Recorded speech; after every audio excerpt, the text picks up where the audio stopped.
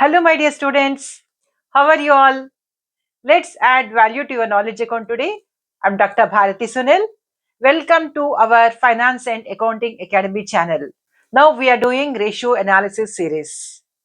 In this ratio analysis series, I have explained you what do you mean by ratio analysis, and I gave introduction about ratio analysis, explained about advantages and limitations of ratio analysis, and I have also explained classification of ratio analysis in our previous video as theory. In the previous video, I have explained about liquidity ratios. That means short-term solvency ratios. In liquidity ratios, I have explained about current ratio, quick ratio, and absolute quick ratio. In our today's class, we are going to cover long-term solvency ratios. So why do we prepare long-term solvency ratios? So long-term solvency ratios are prepared to measure the stability of a business to meet their long-term financial obligations.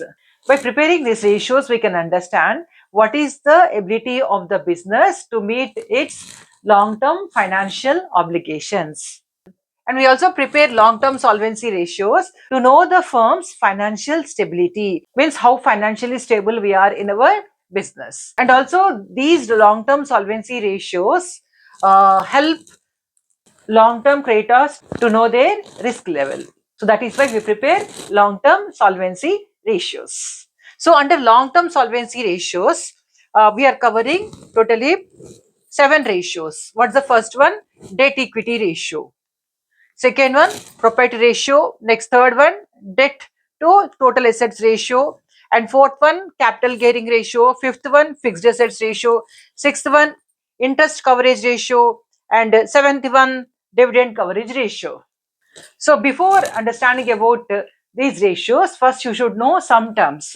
So what are those terms that we use in our formulas? So what's the first one? Long-term debts.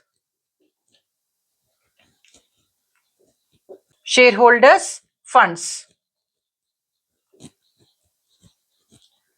Next, capital employed.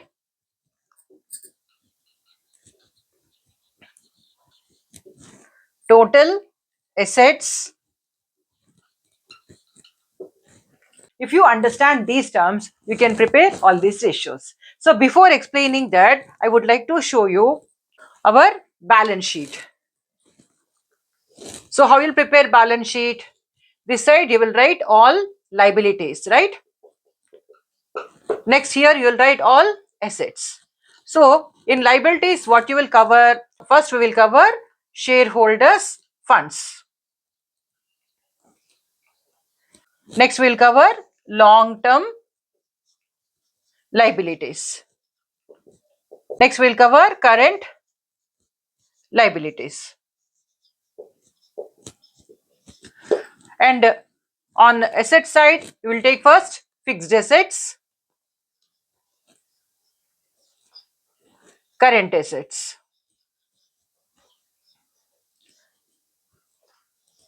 Here we will also have fictitious assets.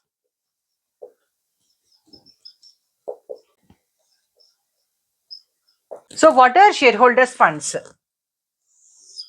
Equity, share capital plus preference share capital plus reserves and surplus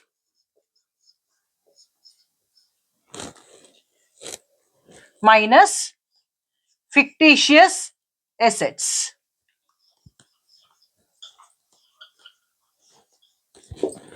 So what you are going to cover under shareholders funds? First one, equity share capital. Next we'll cover preference share capital and reserves and surplus. Reserves means suppose if you are creating some reserve for a particular purpose, then we'll not include under reserves or surplus, but general reserve and all will cover under shareholders funds. And we also cover P&L account balance.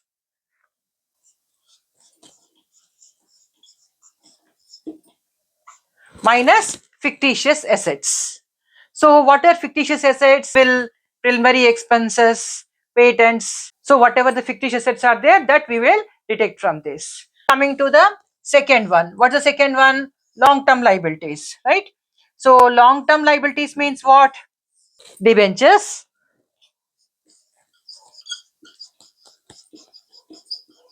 plus long-term loans. Whatever the loans you take for long period, those will come under long-term liabilities.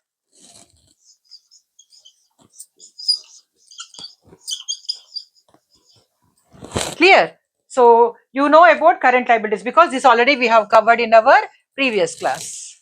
So what are included under current liabilities? Sundry creditors, outstanding liabilities, bills payable, short-term loans, whatever we have taken, like a bank overdraft, etc. Right? Now coming to the asset side, we are having fixed assets, fictitious assets, and current assets.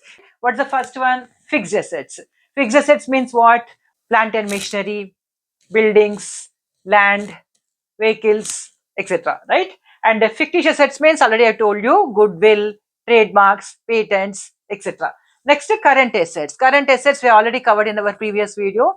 What current assets include? Sundry debtors, bills receivable, cash and bank balances, etc. Right? So I explained you what are long-term debts and what are shareholders funds. Then what is capital employed? Capital employed means we have to add both these shareholders funds and long-term liabilities. If you add these two, what it will become? It will become capital employed. C means what? Capital employed. Right? Next, total assets. So what are total assets? Total assets include fixed assets, means net fixed assets and current assets. Total assets excludes what? Fictitious assets. Remember, total assets means we have to take only net fixed assets and current assets. Don't include fictitious assets. So is it clear? So what you have understood? Long-term debts means debentures and long-term loans. Shareholders funds means equity share capital plus preference share capital plus reserves and surplus. If any P&L account balance, deduct fictitious assets. Next, capital employed means what? If you add these two, means if you add these two amounts, it is called what? Capital employed. Next, total assets means fixed assets and current assets. Fixed assets means you have to take net fixed assets, means after deducting depreciation. So now we'll go into formulas. So what's the first formula? Debt equity ratio. Means we'll take long-term debts by shareholders funds. Long-term debts means what you will take? You will take debentures and any long-term loans that are taken by the business. So we have to add these two, means long-term debts and debentures, and divide that with shareholders funds. Shareholders funds means what you will take? You will take equity share capital, preference share capital, reserves and surplus, P&L account balance. Next, you have deduct fictitious assets. So if all these amounts are given, then you take all those amounts. Suppose if only equity share capital and reserves are given, then take equity share capital plus reserves. So no need to worry about all the other amounts. Just for your understanding about this ratio sake, I gave you all those items what will come under shareholders funds. If you calculate this ratio, then if you get low ratio, means your business is financially strong. Why? Because you are having good shareholders funds compared to outside debts. Suppose if the ratio is high, means we are having more risk due to heavy debts. Always remember, if you are taking more debts, means our company is having or our business is having more liability to pay fixed interest on the debts, whatever we are borrowing. Suppose in case the company or business fails to pay these debts, then our business may have the risk that our business may be get liquidated in case of non-payment of interest on our debts. Means if the financial obligation on debts is not completely fulfilled by the business, then the company is having high risk. That is why, so it is always better to have low debt equity ratio. Coming to the second one, proprietary ratio. means here what we are taking, shareholders funds by total assets. Shareholders funds means what you will take, equity share capital, preference share capital plus reserves and surplus, P&L account balance minus fictitious assets. So here also, like in the denominator what you have taken, here in the numerator we will take the same, divided by total assets. So here what are the total assets? Net fixed assets means, suppose if it is plant and machinery 2 lakhs minus depreciation 10,000, means 2 lakhs minus 10,000 how much? We'll take 1,90,000 but not 2 lakhs, means we have to take only net fixed assets amount after deducting depreciation. So here total assets means what you will take? You will take net fixed assets plus current assets. So that is called what? Total assets. Why we prepare this proprietary ratio? To know the contribution of equity shareholders in total assets. So that is why we prepare proprietary ratio. If the ratio is high means our company's financial position is good. If the ratio is low means we are having heavy reliance on debts, because to buy this total assets we are borrowing more from outsiders. So that is why what is better? To have high property ratio. Next, coming to the third one, debt to total assets ratio. Here what you will take? Total debts. Total debts means again what we have taken here, long term debt, the same we have to take here. Total debts means debentures plus long term loans divided by total assets. So what we have taken here, total assets, the same we will take here, total assets. Total assets means what?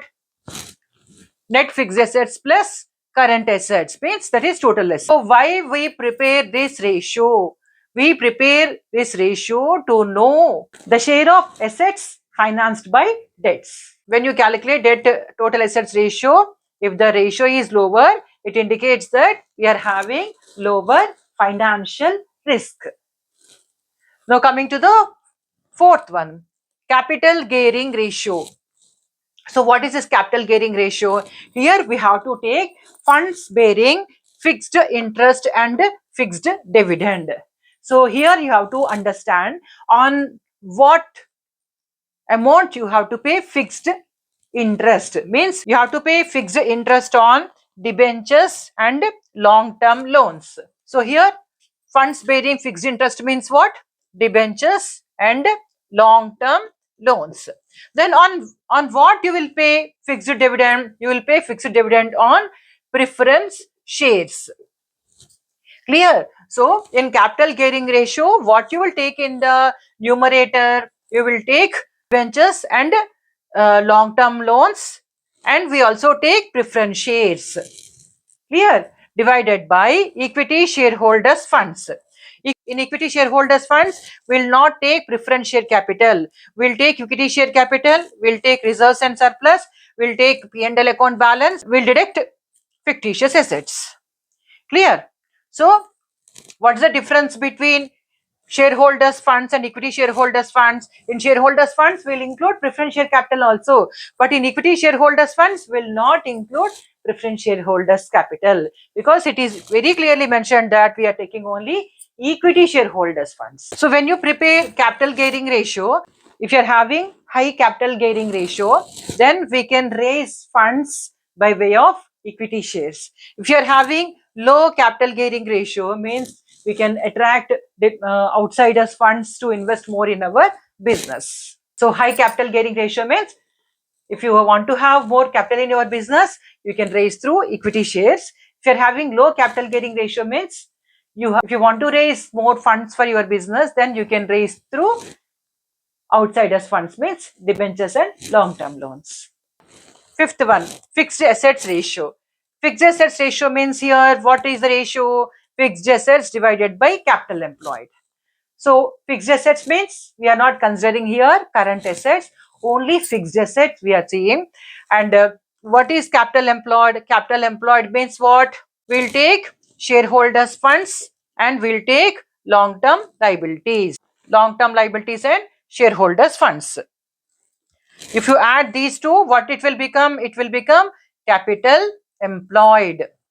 So the same amount what we have taken in this ratio. So if the ratio is 0.67 is to 1, it is ideal. A well financially managed company will cover all its fixed assets only by long-term funds. Never the fixed assets ratio should be more than 1. Now coming to the sixth one, interest coverage ratio. Here what we have written, PBIT. What is the meaning of PBIT? Profit before interest and tax. Means it is, this profit is including what? Interest and tax. So this will be given in your problem. So use that PBIT in the numerator place and divide that with fixed interest charges. On what amounts will pay fixed interest? On debentures and long-term loans will pay fixed interest, right? So what you will write here? PBIT amount means before paying interest to the bankers or debenture holders, okay, whatever the profit that is remaining with us, and also before paying tax to the government. So that profit is called what? Profit before interest and tax. That we have to write here and divide that with fixed interest charges. Suppose on long-term loans we are paying 8% interest, right? And on debentures you are paying 7% interest. So this you have to take as denominator and you have to show this ratio, PBIT divided by fixed interest charges. So this interest coverage ratio around 6 is considered as normal. So the higher the interest coverage ratio, the better it is for the lenders because they are having more margin of safety. So what's the other name for interest coverage ratio? Debt service ratio. Whether the term debt service ratio is used or interest coverage ratio is used, the formula is same. Now coming to the seventh formula, dividend coverage ratio. Dividend coverage ratio means on which type of shares we pay fixed dividend, equity shares or preference shares? Preference shares. On preference shares, the rate of dividend is fixed. So that is why how preference shares will be written. It will be written as 8% preference share capital. Clear? If you are writing 8% before preference share capital means it is got the dividend rate is fixed. See, you will not see like this equity share capital 6% or 5%. You will not see like this. Why? Because the dividend rate is not fixed for equity shareholders. If the company is making more profits, they will get more dividend. If the company is making less profits, they will get less dividend. If the company is making no profits, they will get no dividend. That is why this percentage will not be written before equity share capital. Who is paid fixed dividend? Preference shareholders are paid fixed dividend. That is why we are preparing this ratio. So what we have to write here? We have to write PAT. What is PAT?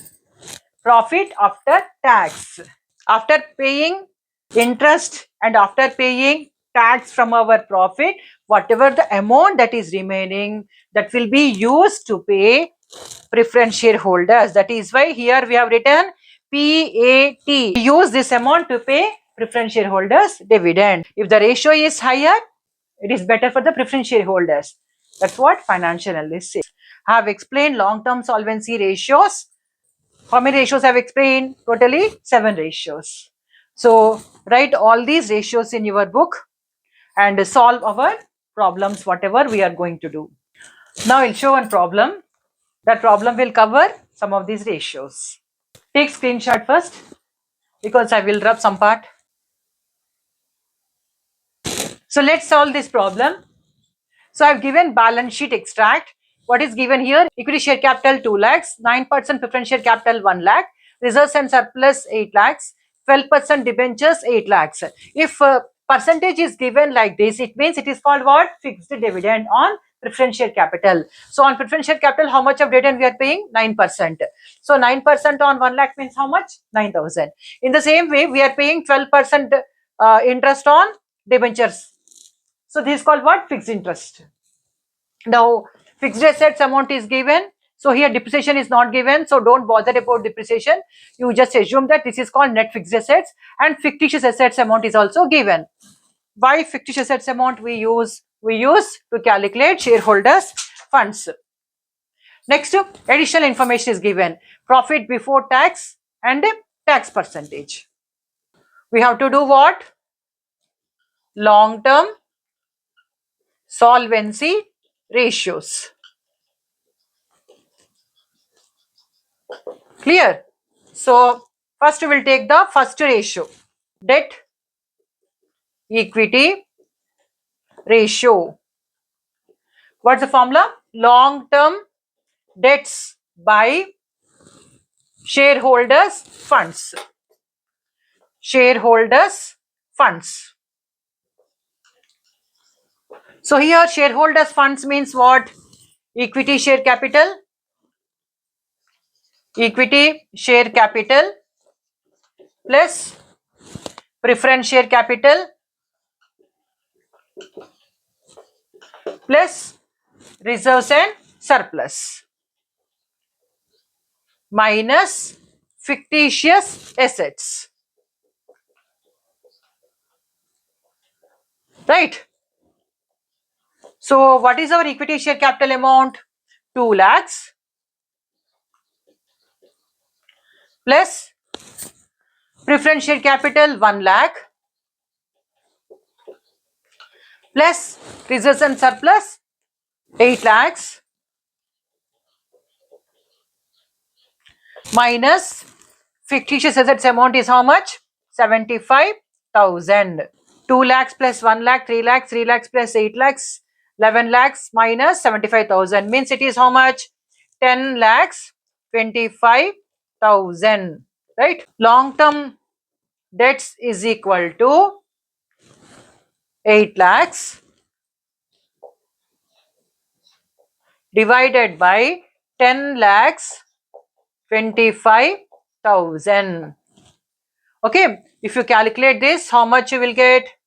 0.78 is to 1. So this is what? Our debt equity ratio. Now coming to the second one, proprietary ratio. Proprietary ratio. Shareholders funds by total assets.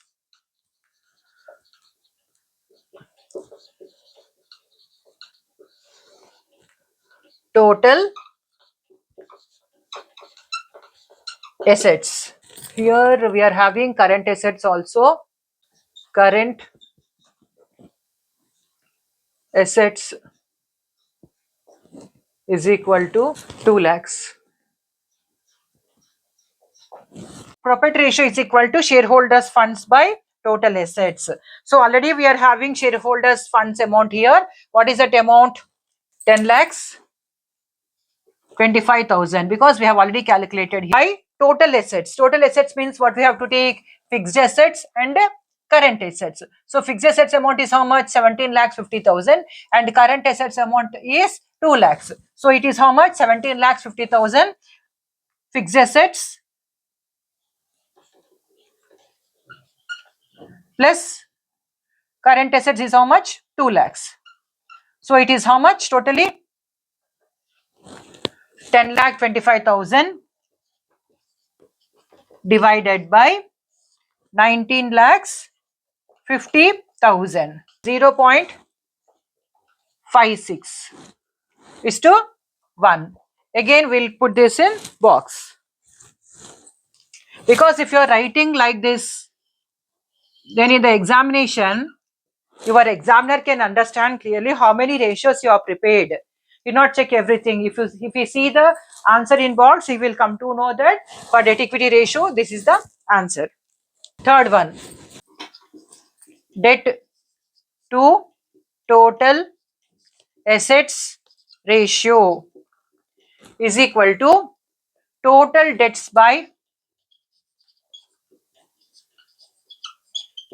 total assets. So total debts amount is how much? 8 lakhs. 8 lakhs divided by total assets. Already we have calculated here 19 lakhs 50,000. So it is 0.410. Next we will do fixed assets ratio. Fixed assets ratio. So what's the formula? Fixed assets by capital employed.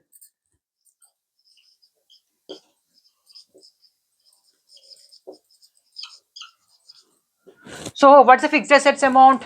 17 lakhs 50,000 divided by capital employed. If you add all these four amounts, means equity share capital, preference share capital, reserves and surplus, and debentures, and deduct fictitious assets, you will get what? Capital employed. See, already you are having shareholders funds amount. How much is your shareholders funds amount? 2 lakhs equity share capital, preference share capital 1 lakh, reserves and surplus 8 lakhs, minus fictitious assets amount. So you got how much? 10 lakh 25,000. So to this shareholders funds amount, if you add debentures, it will become capital employed, right? So capital employed means what? Shareholders funds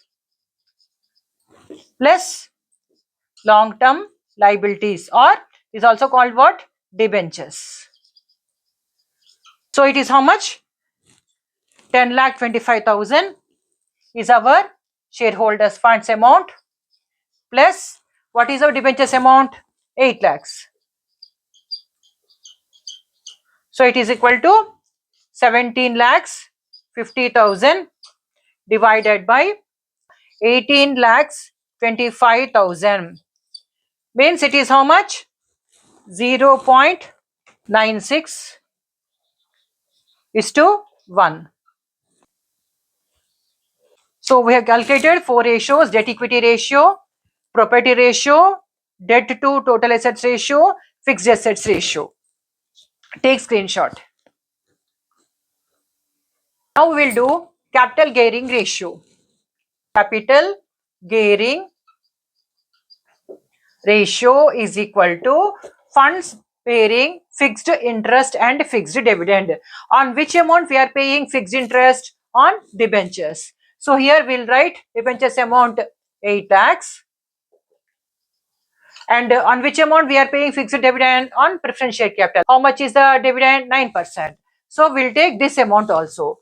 So this is debentures amount plus preference share capital amount. What's the preference share capital amount? 1 lakh. So 9 lakhs divided by equity shareholders funds. So how much is our equity shareholders funds? So what you can do here, from shareholders funds you deduct preference share capital, then you will get what? Equity shareholders funds 10 lakhs 25,000. Okay, from that you deduct this preference share capital amount 1 lakh, right? So how much you will get? You will get 9 lakhs 25,000. 9 lakhs divided by 9 lakhs 25,000. 0.97 is to 1. Now interest coverage ratio is equal to PBIT by fixed interest charges. Means what is given to us? PBT is given, but what we want PBIT. So what we'll do, to this PBT amount we will add interest. So what is our interest amount? Interest is 12% on 8 lakhs. Means how much you will get? How much? 2,96,000 divided by fixed interest charges. 12% on 8 lakhs means it is how much? 96,000. 2,96,000 divided by 96,000 means it is 3.08. Is it clear to you all? We have calculated totally 6 ratios. Now, so in this problem, we can understand that the firm has not taken full advantage of leverage. So in future, the firm can raise more debts in times of need. To see from creditor's point of view, the firm is less risky. Means it is having little risk of insolvency. The appropriate ratio and fixed assets ratio are not more impressive. The firm is having good coverage over their interest payments. Overall, the financial position of the business is satisfactory. This is about today's topic, long-term solvency ratios. That's all for today, but learning never stops. In the coming video, I will explain about turnover ratios. If you like my videos, please like, share and subscribe. And please share to your friends who are having this subject. And I'm also doing videos on cost accounting and business economics, financial accounting and investment management. Please watch those videos also. Keep learning, keep growing. Thanks for watching. We'll meet in the next video. Thank you.